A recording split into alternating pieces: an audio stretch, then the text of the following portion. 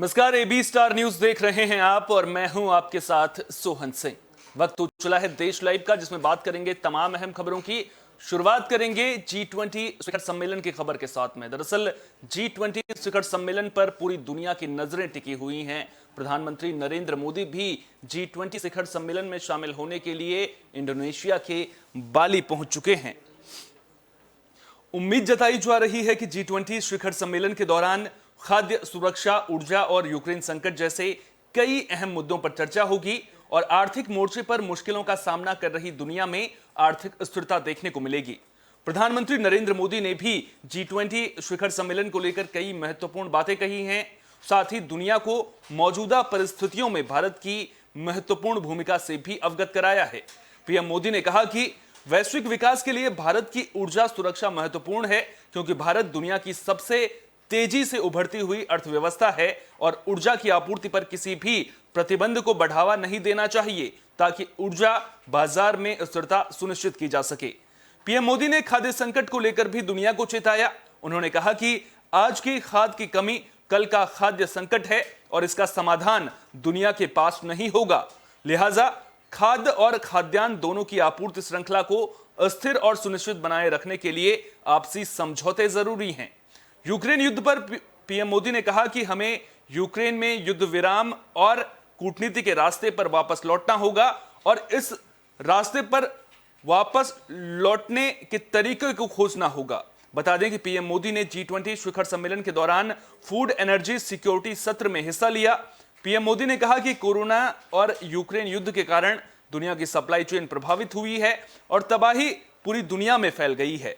UN जैसी संस्थाएं इन मुद्दों पर विफल रही हैं, लिहाजा हम सभी को मिलकर यूक्रेन युद्ध रोकने का रास्ता निकालना होगा। बता दें कि बाली में G20 शिखर सम्मेलन के दौरान NSA अजीत डोभाल और विदेश मंत्री S जयशंकर और G20 शेरपा भी प्रधानमंत्री नरेंद्र मोदी के साथ बाली में मौजूद हैं।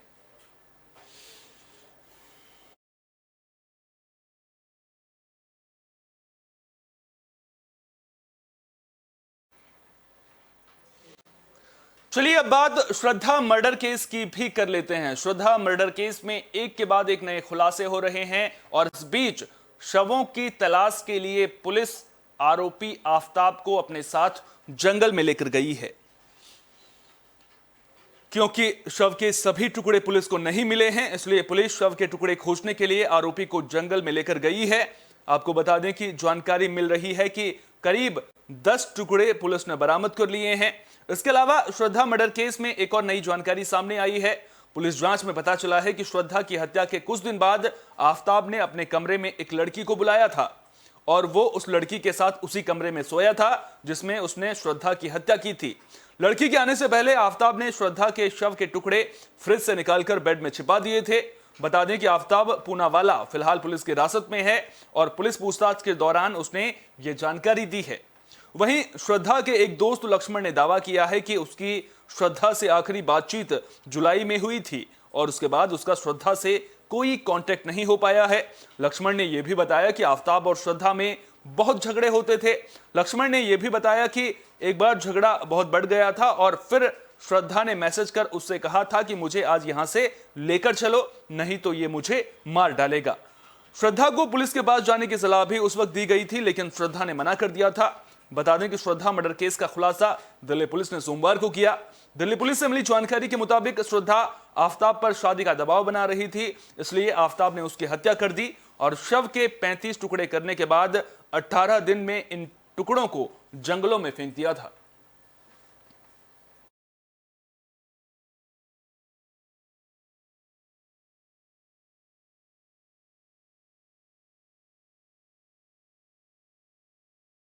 पास 8 की रात को मुंबई पुलिस आती है। 8 तारीख की रात को जी 8 नवंबर की रात को आती है। मर्डर कब किया था उसने सर? मर्डर मिड मई में किया था उसने। सर जहाँ पर मर्डर हुआ है ये दिल्ली में हुआ था या वहाँ पर मर्डर था? मर्डर हमारे पीएस मेरोली के एरिया में हुआ था, जहाँ पे रेंटेड अकोमोडेशन पे रहते थे, वहीं पे मर्डर। किस चीज़ से मर्डर किया गया? मर्डर हुआ सर आस पड़ोस में कोई चिल्लाने की आवाज़ किसी तरीके की आस पड़ोस में कोई ऐसी? मर्डर इसने गला दबा के किया था और बाद में इसको किस तेज धारदार हथियार से कट किया था लड़की की बॉडी। सर कितने क्यों रखा गया? कितने पीसेस क्या टुकड़ों में लाश को डिस्पोज किया गया था? क्या ऐसा भी कुछ सामने आया? हाँ, मल्टीपल पीसेस में काट के बॉडी को कुछ महीनों के दौरान में बॉडी डिस्पोज ऑफ की थी।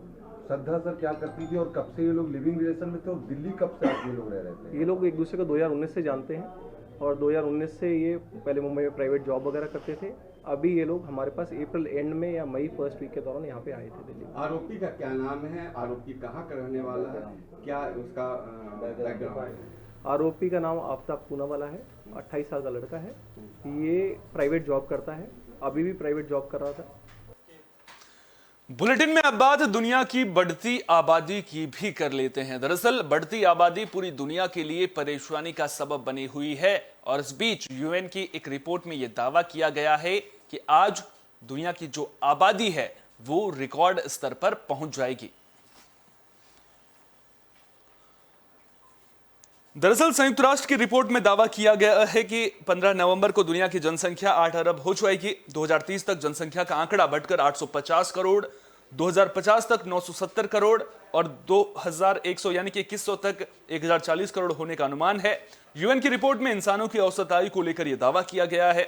बता दें कि मौजूदा समय में 72.8 साल औसत आयु हो चुकी है, जो 1990 के मुकाबले 2019 तक 9 साल बढ़ी है।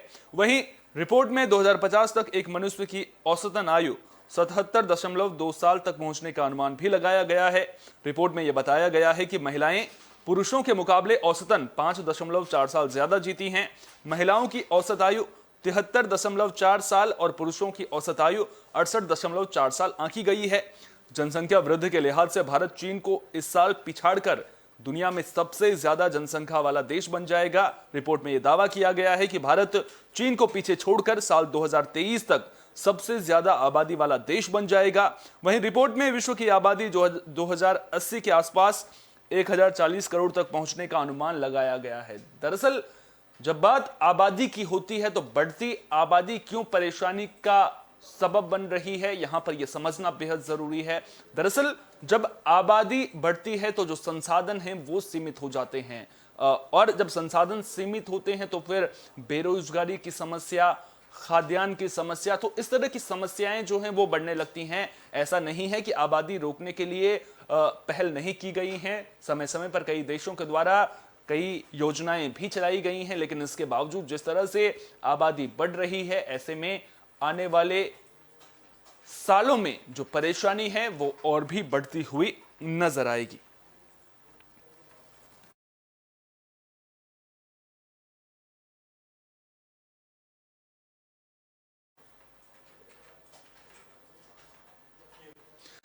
ब्रिटेन में अब बात दिल्ली की हवा की भी कर लेते हैं, यानी कि दिल्ली में वायु प्रदूषण की मौजूदा स्थिति की भी कर लेते हैं। अच्छी खबर यह सामने आ रही है कि अब हालात पहले की तरह गंभीर नजर नहीं आ रहे हैं। हवा की गुणवत्ता में सुधार देखने को मिल रहा है। दिल्ली का वायु प्रदूषण का स्तर अब बहुत खराब से खराब श्रेणी में आ गया है। सफर के मुताबिक सुबह AQI 221 दर्ज किया गया। गुरुग्राम में AQI 162 रहा। हालांकि अभी नोएडा में AQI 302 दर्ज किया गया है, जो बहुत खराब श्रेणी में आता है। वहीं वायु गुणवत्ता प्रबंधन आयोग यानी कि CAQM ने सोमवार को ग्रेड 3 में लागू पाबंदियां हटाने का आदेश भी दे दिया है, यानी कि निर्माण और विध्वंस गतिविधियां फिर से शुरू हो सकती हैं। हालांकि संबंधित एजेंसियों को धूल नियंत्रण के नियमों का सख्ती से पालन करने की जरूरत है। CQM के मुताबिक सोमवार को दिल्ली में वायु गुणवत्ता सूचकांक 294 दर्ज किया गया, जो ग्रेब का तीसरा चरण लागू करने के मानकों से करीब 100 अंक नीचे है और इसके बाद ग्रेब 3 को हटा दिया गया है और अब जो दिल्ली की हवा की गुणवत्ता है उसमें सुधार भी देखने को मिल रहा है।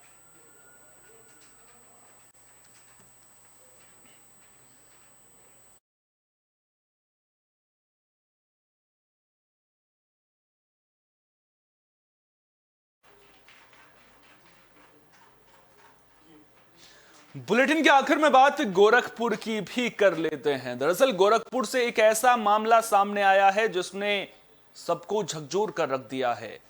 एक पिता ने अपनी 2 बेटियों के साथ फांसी लगा ली और अब सुसाइड नोट से पुलिस उन वजहों को खंगालने की तलाश कर रही है, लेकिन जो जानकारी सामने आ रही है उसके मुताबिक आर्थिक तंगी के चलते पिता ने अपनी 2 बेटियों के साथ सुसाइड किया है। तो गोरखपुर के शाहपुर इलाके में गीता वाटिका स्थित घोसीपुरवा में पिता और दो बेटियों ने दुपट्टे से फंदा बनाया और खुदकुशी कर ली। इस घटना से इलाके में सनसनी फैल गई है। मामले की जानकारी मिलते ही पुलिस और फॉरेंसिक टीम मौके पर पहुंची और जांच पड़ताल करने के बाद शव को पोस्टमार्टम के लिए भेज दिया है। मिली जानकारी के मुताबिक घोसीपुरवा के रहने वाले ओम प्रकाश श्रीवास्तव के दो बेटे हैं। दोनों अगल बगल के मकान में रहते हैं। ओम प्रकाश मूल रूप से बिहार के रहने वाले हैं, लेकिन घोसीपुरवा में 30 साल से मकान बनवा कर रहते हैं। ओम प्रकाश अपने बड़े बेटे जितेंद्र श्रीवास्तव और उनकी दो बेटियों के साथ रहते थे। जितेंद्र घर पर ही सिलाई का काम करता था। दरअसल साल 1999 में ट्रेन से गोरखपुर आते वक्त जितेंद्र का पैर कट गया था, जिसके बाद वो कृत्रिम पैर के सहारे ही घर में सिलाई का काम करते थे, जबकि उनकी पत्नी सिमी की 2 साल पहले कैंसर से मौत हो गई थी। दोनों बेटियां 7वीं और 9वीं में पढ़ती थी। वहीं ओम प्रकाश प्राइवेट गार्ड है। जानकारी के मुताबिक सोमवार रात को वे शहर में ड्यूटी पर गए थे। जब वे सुबह मकान में पहुंचे तो एक कमरे में बेटा और दूसरे कमरे में दो बेटियों के शव दुपट्टे के सहारे लटके मिले। मामले की जानकारी मिलने के बाद पुलिस की टीम मौके पर पहुंची और घर से 2 मोबाइल फोन और सुसाइड नोट बरामद किया है। फिलहाल पुलिस मामले की जांच कर रही है।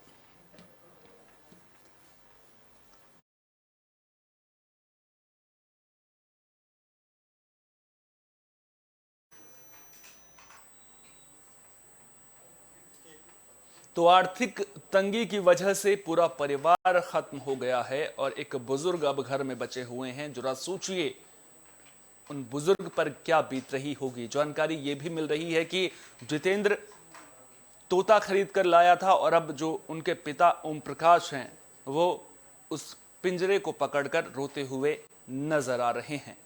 फिलहाल के लिए देश लाइव में इतना ही। देश दुनिया की तमाम अहम खबरों के लिए बने रहिए AB स्टार न्यूज के साथ, क्योंकि यहां पर खबरों का सिलसिला कभी नहीं थमता।